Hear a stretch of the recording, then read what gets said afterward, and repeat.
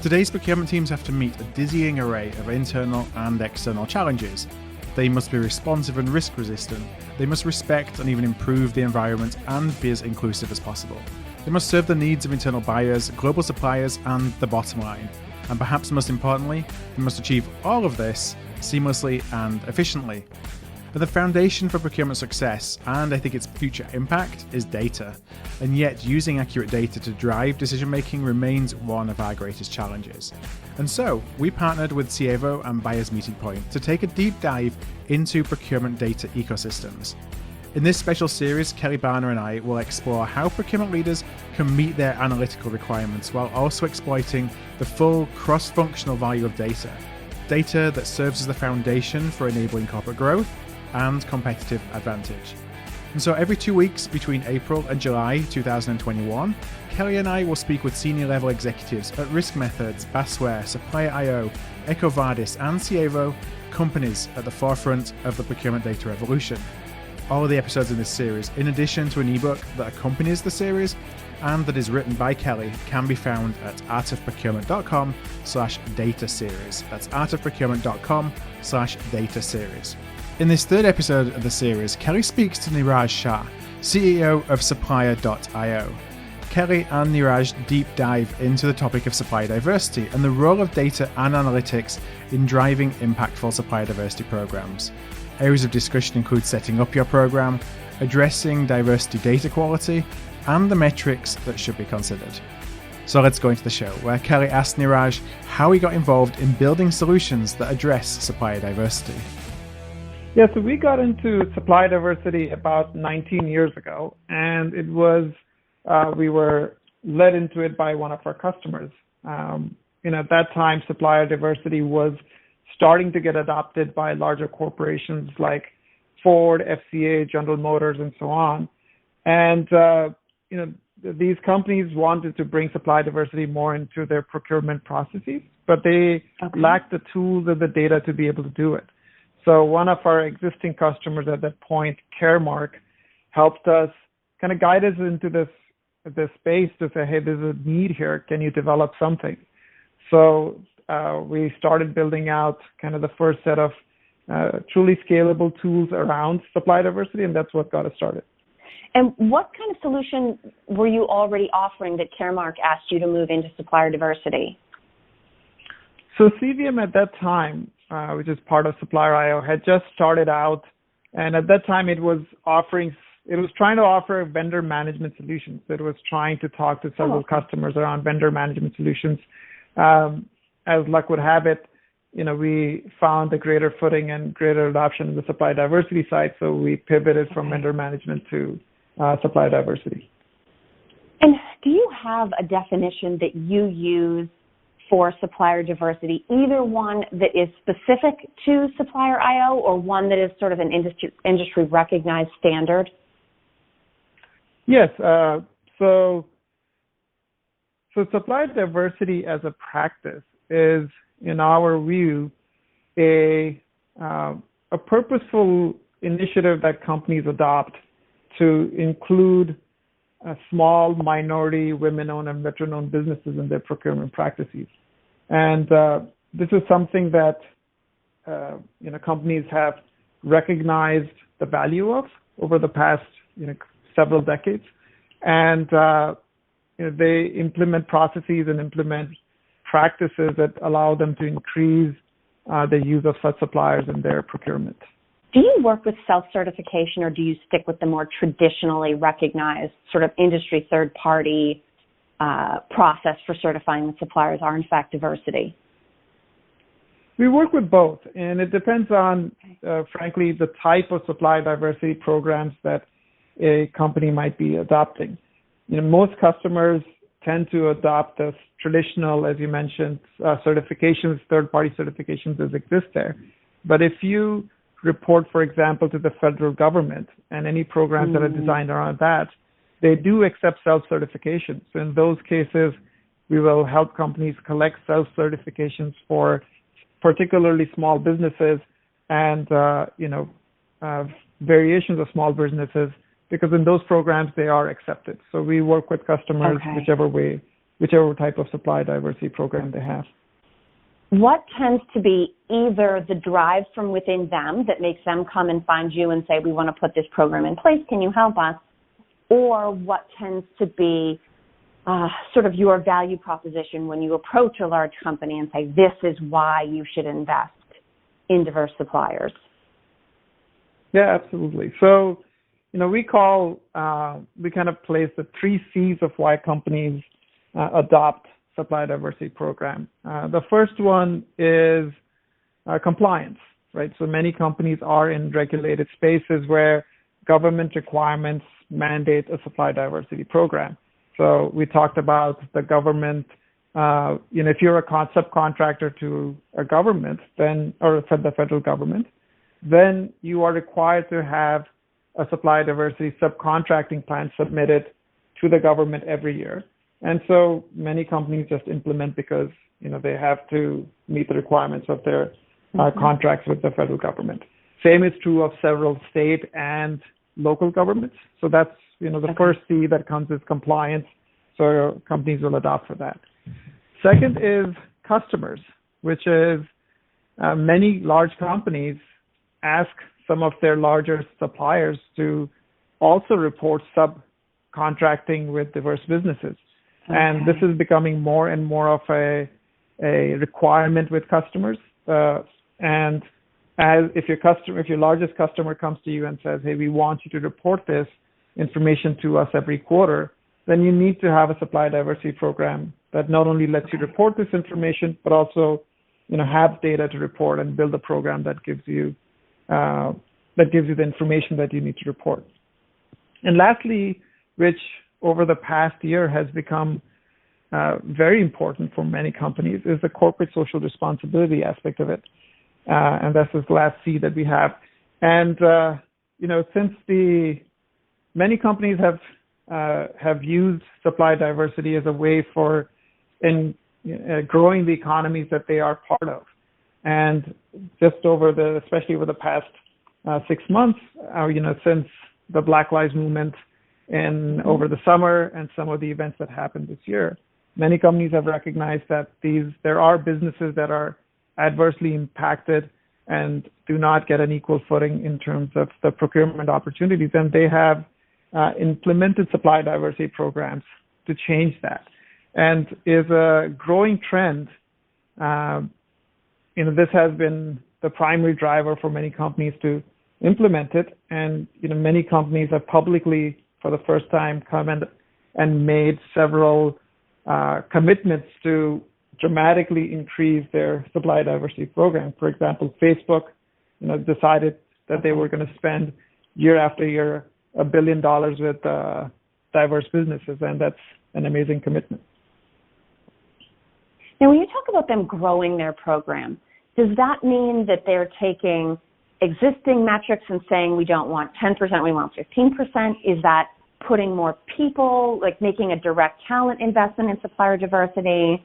What does it mean when you said that they're growing their program? Great question, yes. So growing typically in the supply diversity world, growing a program typically relates to the amount of money that you spend with diverse suppliers or the number of diverse suppliers you use as part of your purchasing.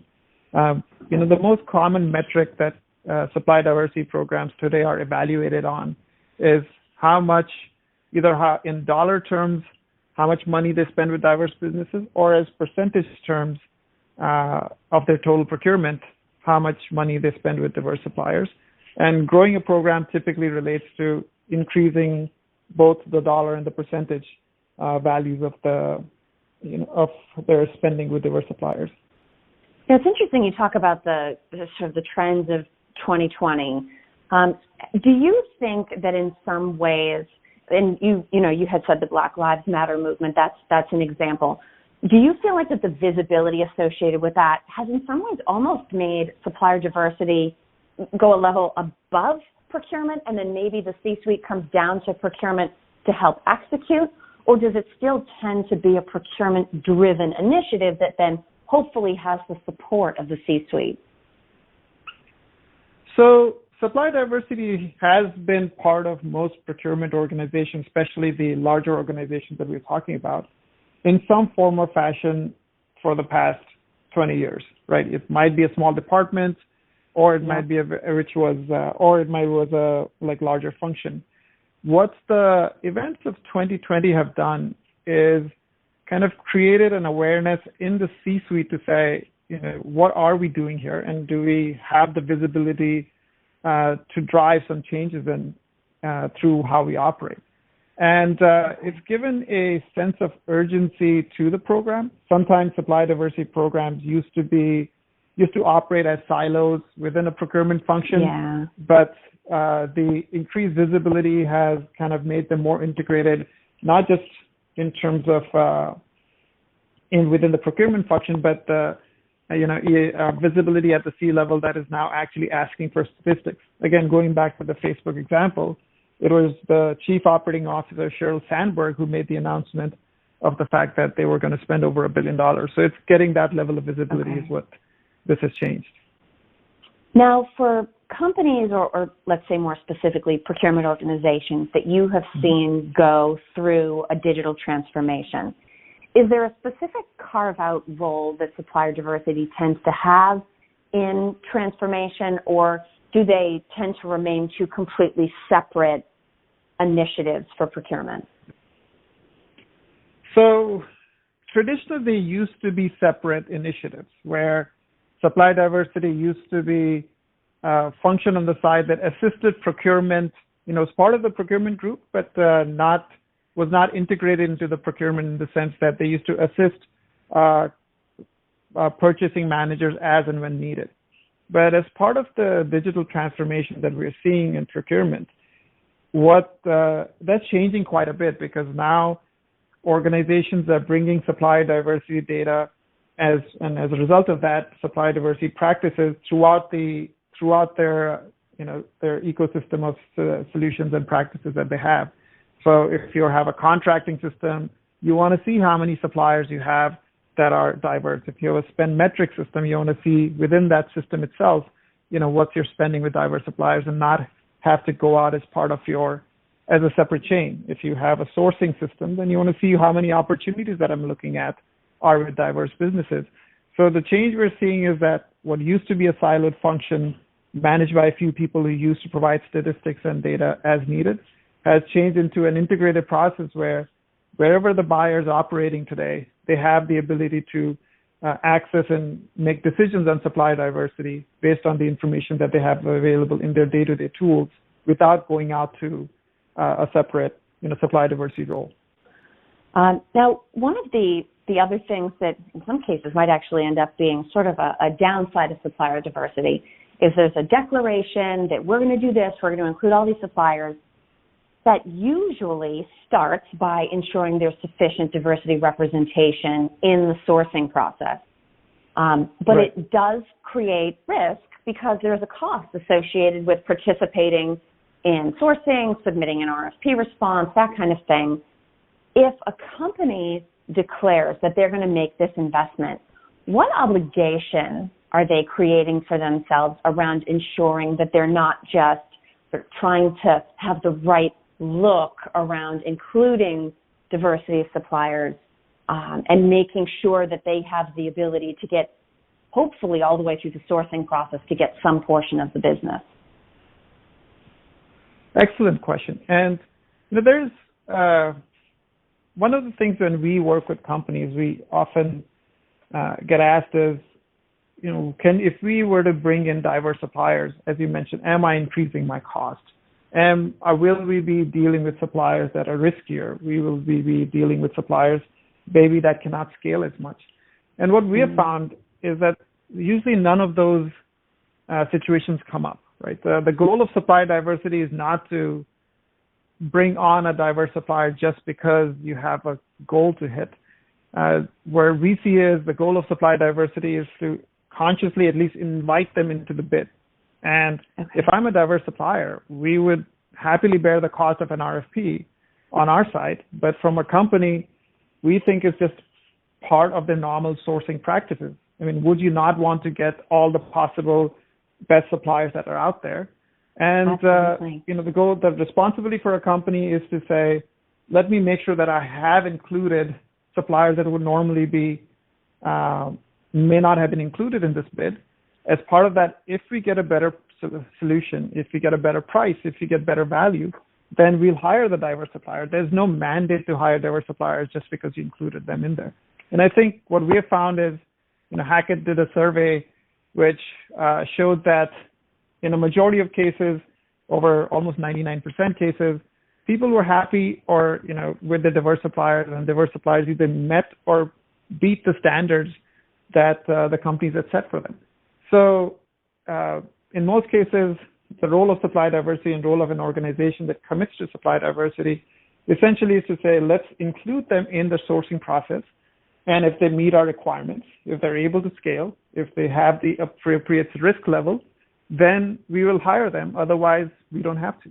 And most people will find that when they bring in new suppliers like this, they do find better value, they do find better cost, they do find more innovative solutions, just as a matter of including suppliers that were previously not part of the process. Are there certain product or service categories that, based on concentrations or value proposition from the buying company's perspective, tend to lend themselves more to including diverse suppliers than others? Yes and no. There are, if you were to look at any company's buying process, you can usually break them into direct and indirect. And generally what happens is on the direct side, the sourcing process tends to be longer, takes more time, takes more evaluation. So, but you will find diverse suppliers in both places. In the indirect side, often the contracts may be more fluid, may kind of engage more. And same thing if you were to look at, the volume of the transaction, you have the tail spend and you have the strategic spend. And in all of those cases, you'll find diverse suppliers.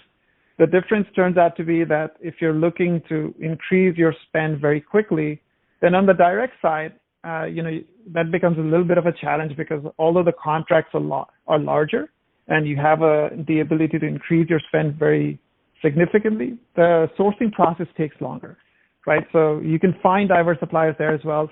It just, because switching out a direct supplier tends to be more involved, it just takes a longer process, but you'll find diverse suppliers there. On the indirect side, you'll find more opportunities. Often the dollar values will be low, but the number of transactions will be higher. So you can find suppliers in both places. There are very few industries where you don't find diverse suppliers today. We track a database of diverse businesses, and anytime a customer comes to us and says, well, there are no suppliers in, petroleum transportation, and we'll type it in and sure enough, you'll find sufficient suppliers in all sizes that provide, petroleum transportation.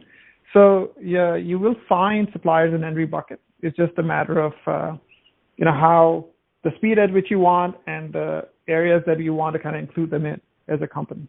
Let's talk about talent for just a second. What are the skills that you potentially see large companies investing in around supporting these supplier diversity initiatives, or job titles, roles specifically within the team? Are you seeing any trends in either talent or hiring associated with the diversity movement? Within the procurement organization, we believe it's very important to have a supply diversity manager or a director, preferably a director, because one of the things that's key in supply diversity or any initiative that you start the program is making sure there's enough education of the people within who are kind of implementing this initiative. There's enough, coordination to implement the practices and the tools and the guidelines that you need to build in, and also enough authority to hold people accountable to the metrics that you set up. So having somebody at the supply diversity director level, in our view, is very critical because they can guide the organization to say, yes, we have set these goals, but what are the, how do we coordinate between different departments? How do we engage the right people? How do we decide what are the right metrics to measure? And then how do we help everybody succeed in those metrics? So we see, that role very critical in any company that's trying to or wants to seriously implement a successful supply diversity program. Does there tend to be an internal education process as well? So let's say you have that manager or director within procurement, and procurement, generally speaking, is educated about the metrics and the goals associated with supplier diversity. Does it also help to have a communication program by which, somewhere near the start of every sourcing project, you make sure that any of the stakeholders, participants, budget owners associated with that project understand why this is being included in the project? Yes, I think that does. I mean, any organization that is that adopts it needs to adopt any new initiative has to make that case. What we have found is when a company adopts the case, then it's less of a situation where that the buyers don't want to do it because they don't know about it. It's more of a situation of where can they easily do it. If it becomes something that's not easy to execute, then it gets slipped. But if it's something that's available as part of the normal process and they have the support they need, then you usually don't see an issue with companies adopting this and implementing this. But yes, you're right. Right at the onset, there should be an initial education of why the company adopted it, what are its goals, what are its principles, and what are the steps it's willing to take to implement the goals. So let's move on and talk a little bit about the role of data, right? Because we have been talking about metrics. Clearly, you need visibility into your supply base to understand how diverse it is as a beginning benchmark, and then you want to track that as you go. What tend to be the top priorities and the top priorities as well as sort of the driving data associated factors associated with supplier diversity? So in terms of data, I think the first thing that companies need to do, and the first step in most supply diversity programs, is identifying which of your suppliers are actually diverse. Like, no company starts from zero when they start a program. Whether you had a formal program or you didn't, it's very likely that you are doing business with some suppliers that are already diverse. So kind of figuring out what that initial baseline is critical. So, that's where companies can use a company like us, a supplier like us, that helps them identify which of their businesses are diverse. And once they have that information, they can implement it into a variety of systems, with a system like Sievo, to start looking at some initial metrics that help them figure out where they are today, what are some of the possibilities that they can expand into, and with that insight, set goals and targets and measure the progress against some of those metrics. Now, in terms of keeping all of that data up to date, and obviously within Supplier IO, I'm sure you make a concerted effort. There's a huge amount of investment that goes into data quality. And then in each one of the companies that you partner with, there's a sort of a similar related investment in data quality. What issues do you tend to see, whether they happen to be the same on both sides, or what data quality issues do you tend to have to address versus where you see your customers and users focusing? So the most common issue we come across is, the realization that supply diversity data tends to change much more frequently than other types of company data. So most supplier diversity certifications expire within a year. So, if you average that out, approximately 1/10 of your diverse suppliers will lose their certification every month, right? And keeping that data current is a challenge. That's where a company like us comes in. But where we see is that if many of our customers, if they don't update the information much more frequently, they get into a challenge where they might be using suppliers that no longer have a status that they thought they had. Or conversely, they might be missing out on suppliers who might become diverse and now have certifications. And that's where a lot of the data quality comes on both, from a customer's perspective, not from both, but from a customer's perspective, is making sure that you update your information frequently enough so that you're getting valid numbers that you can make decisions on. From our side, the challenge on data quality is making sure that like we are able to track from suppliers as much information as we can. So we try to scour pretty much every certification agency that's there to make sure that when our customers come to us, if they have a supplier that could potentially be diverse, we have the information to back it up. Right? And from our side, just tracking all those sources, aggregating all those sources, making sure there's the latest information, that is the challenge on our side. But I think if, when we merge that with making sure customers' data is up to date, that kind of gives everybody the best data that's there.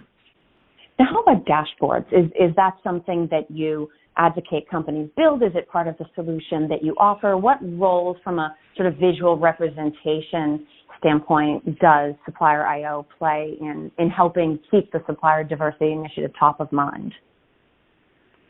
So, metrics, for keeping anything on top of mind, metrics are important. When supplier customers engage with us, we do provide a dashboard around what is their overall spending, like how much as part of their total supply diversity initiatives, what did they spend in any given year.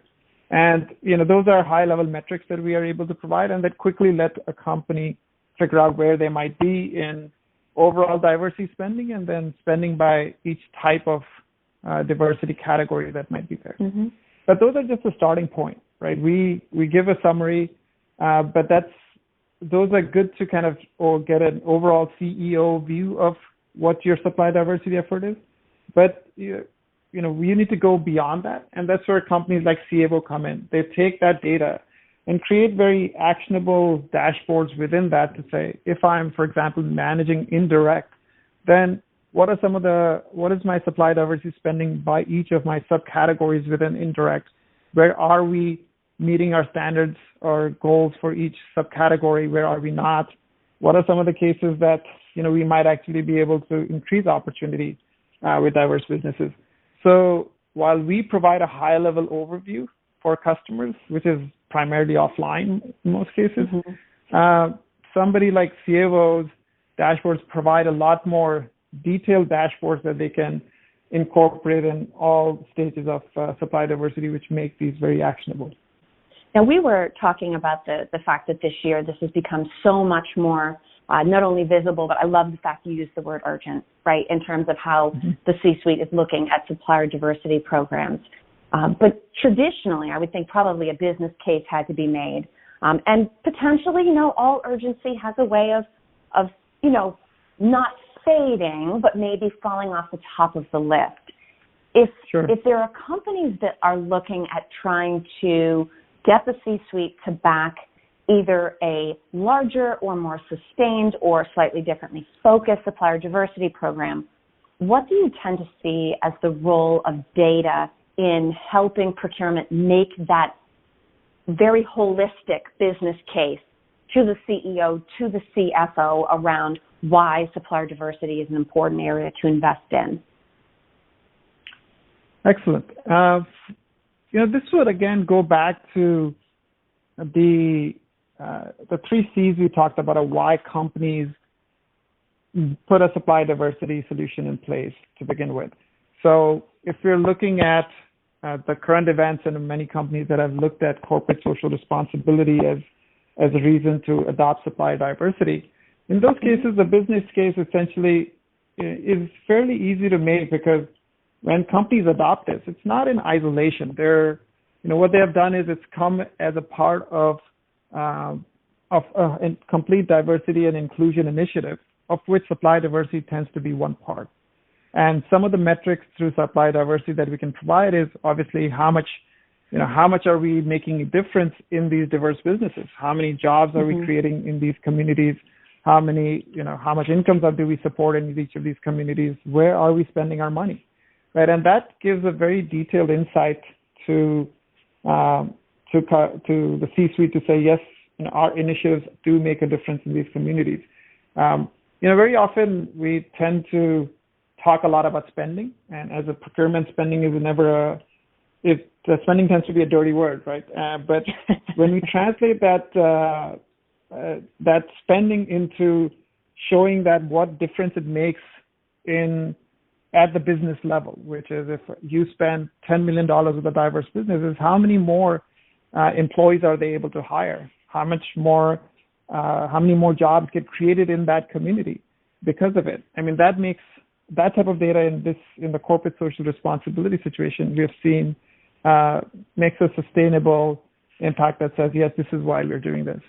If it's the other reasons, which is customer or compliance, I mean, compliance, I don't think people have an option. But from a customer point of view, one of the very common metrics we see is, how much customer sales is this supporting? And very often you'll see that if we have a supplier diversity program that is designed to meet customer requests, you're typically supporting hundreds of millions of dollars for a fraction of the cost. So why would you, so the ROI in that is so easy to justify because you'll probably spend, a couple $1 million to support a few $100 million in customer revenue. And that's a very low cost investment to make sure that you're able to win that business going forward. You're able to keep a happy customer. And the ROI on that is very quick and very high.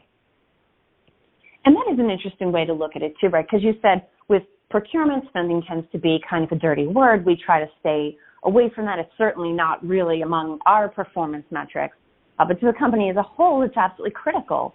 And I can see the very clear value proposition if you happen to be a B2C company, right? Whether you're retail, whether you're CPG, huge supplier diversity, sort of customer goodwill, brand loyalty benefits. I can also see that, the example you gave earlier in talking about companies whose own customers are sort of looking to achieve their second tier diversity goals and are looking down into their supply chain. There's that benefit as well as those regulated industries.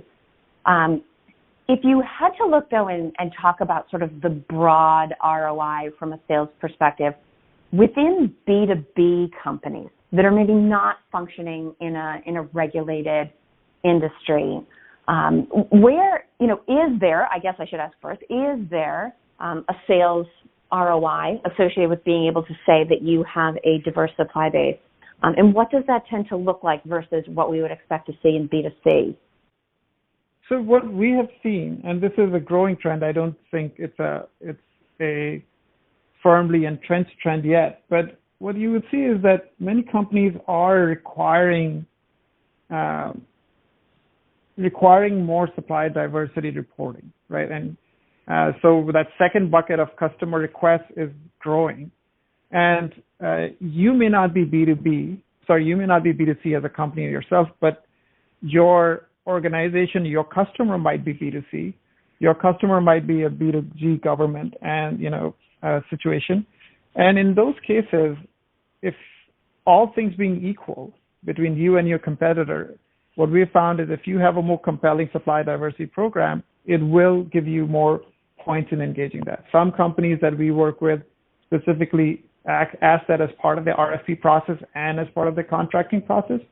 And, they highlight that if you encourage or use diverse businesses, then we will give that greater consideration. And in some cases, we have companies that specifically sell based on that situation, where we have customers that specifically highlight their supply diversity initiatives in their sales to say, we are able to provide your organization with diverse businesses. An example, well, I won't give the exact name of the company, but this is a company that is in facilities management. And in facilities management, they deal only with B2B customers, and they doubled their supply diversity program over the past 3 years because they found that when they are competing for business, if they're able to show their tenants or the companies or the buildings that they manage that they have a strong, diverse program, that just gives them an edge as far as competition goes. So it may not be true in every situation in every industry, but it is becoming an increasingly common request from most customers. Now, to that point, it's actually interesting because procurement is not typically known for our marketing and PR prowess.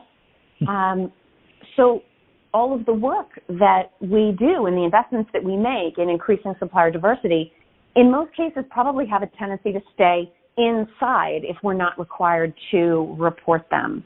Have you seen any examples of teams, and again, you don't have to name the company, but teams where you've seen some really great ideas or best practices around making sure that the company as a whole gets credit for the work that procurement puts in around encouraging and proactively supporting supplier diversity? Yes, and I think your note is, you're right on the ball when you said that procurement is not great at marketing themselves for the effort that they do. But we see some of that changing, partly because many companies are now publishing sustainability reports, and procurement is a very huge part of helping companies meet their sustainability goals. And supply diversity now has been included in many companies' sustainability reports. So if you look at the many ESG reports that companies publish, supply diversity is a metric they publish and present there as well. And the second thing that's come in is that many companies have started publishing their own impact reports of what their supply diversity programs have done. So, if you Google up some of our customers, for example, CVS Health, and if you Google up CVS Health supply diversity report, they publish an annual report that they present to everybody, all their customers, and all their shareholders about what their impact in supply diversity has been. And it is just like you would publish a CSR report or an ESG report. It is, companies are starting to put all of that out there to make people aware of the fact that they are making effort in this area, and it's not just a metric that's, buried in the number somewhere for a CPO to view. So let's spend our last bit of time kind of talking about what's next. We talked about the one trend that's very interesting, companies looking at, okay, I might not be B2C or even business to government, but how many steps in the supply chain removed am I from an organization that is, as sort of an emerging trend? What other trends are you seeing around supplier diversity that people should be aware of? So the most common trend we are seeing around supply diversity is what we talked about a little bit earlier, is around the digitization efforts, where companies have become more serious about implementing supply diversity and have realized to make these successful, we need supply diversity to be part of our day-to-day operations. It cannot be, we need a supply diversity department to help us guide the process, but we need to get supply diversity information, supply diversity tools to people where they work, right? So if you have a buying manager who is in 3 states removed from where the supply diversity department is, they should still be able to adequately function and get their information in wherever they need. So from a change we see as far as digital transformation, that's the biggest trend that we're seeing in terms of how companies are implementing supply diversity. Let's make supply diversity as part of everything we do, rather than just a siloed function. Mm-hmm. Second thing we see is just the fact that it's being recognized and adopted and visible through at a senior level of leadership is becoming more and more common, right? If you asked me 20 years ago how many companies had the CEO look at supply diversity metrics, you'd take a handful of industries where you might find some progressive organizations having that. But now if you're looking at the type of companies you're talking about, which are large companies, supply diversity is something that everybody's aware of. It's just a matter of,